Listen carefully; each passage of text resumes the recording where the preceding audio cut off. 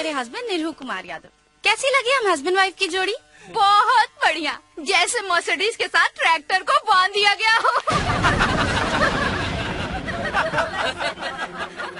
Tractor नहीं, गांव का नमूना है ये।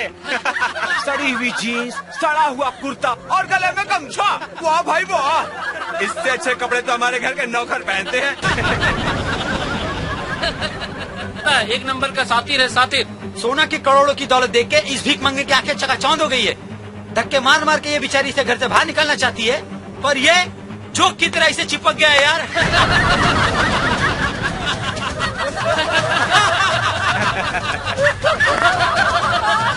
स्टॉप इट गाइस, बहुत हो गया मजाक। ये मेरा पति है, कोई तबला नहीं कि जो चाहे इसे बजा दे। अरे देखो, इसकी शक्ल तो देखो, कितना बुरा मान गया बेचारा। अगर मेरा पति बन के रहना है ना, तो ऐसी छोटी छोटी बातों में बुरा मानना बंद कर दो, क्योंकि जब तुम्हें पता चलेगा कि ये टोनी मेरा बॉयफ्रेंड है, तब तुम्हें कितना बुरा लगेगा। अरे क्या हुआ, बुरा लग रहा है? बोलो ना, बुरा लग रहा है? अगर बुरा लग भी रहा है तो भी तुम मेरा क्या कर लोगे?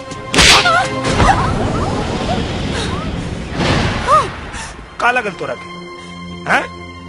तू एकनी के साथे मिल के हमार मजाक उड़ेबी और हम चुपचाप चल जाए यहाँ से। शादी बियाह तोहनी खातिर मजाक होती, हमनी खातिर जन्म जन्म के रिश्ता होला।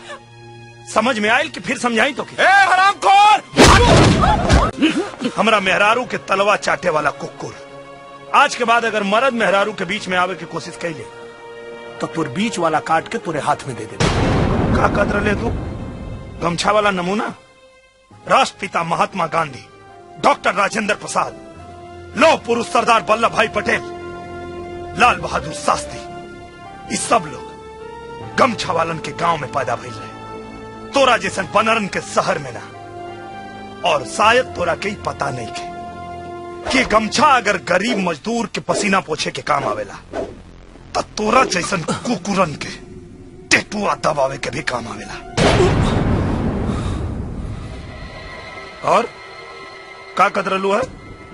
हम आदमी ना है, ट्रैक्टर है। एकदम सही पहचान लो तू, ट्रैक्टर है हम। लेकिन एक बात जाने लू कि ना मैडम, ट्रैक्टर के इंजन बहुत मजबूत होला, और जब तोहनी लोग के बड़का बड़का गाड़ी गाढ़ा गुच्चा में फंस के धुआं छोड़े लगेला तो ट्रैक्टर में ठेल के बाहर निकालेला। और अगर तोहरा जैसन बंजर जमीन पे हाई ट्रैक्टर चढ़ गई तो 9 महीना से पहले ही फसल लहलाए लगी। तोरा के का लगता है? पैसा खातिर चिपकल बनी हमें से? थू थू कहता नहीं एकरा पैसा पे। अगर ये हमरा के अपन दिल से पति ना समझेले तो हम एकरा घर के अपन ससुराल ना होटल समझ के रहनी। नहीं रहुआ, अरे बड़ा जबरदस्त आइटम लेके आइल बड़े रे। अरे कहाँ मिलली मुजफ्फरपुर के लीची रे?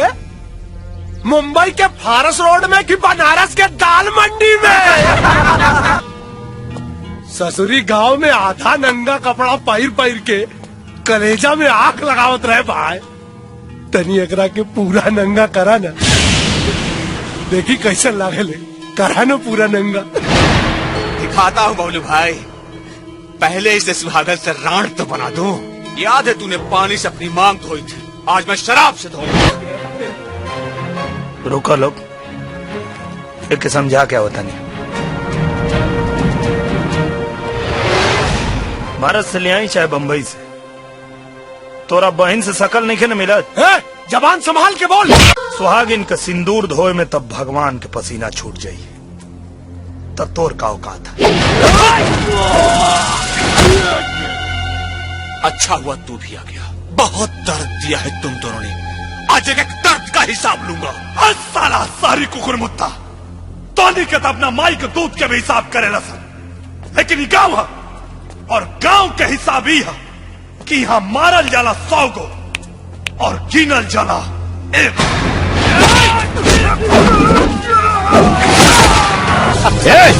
जगह बड़े मस्त साले के।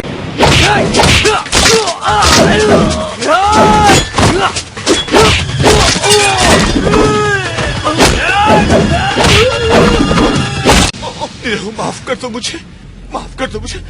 माफ कर दो, मुझे गलती हो गई। सुन, बात अपना भेजा में और जज्बात अपना करेजा में अच्छा से बैठा ले। अगर दोबारा छुए के भी गलती कर में तब तोरा सर के धड़ से अलग करे में हम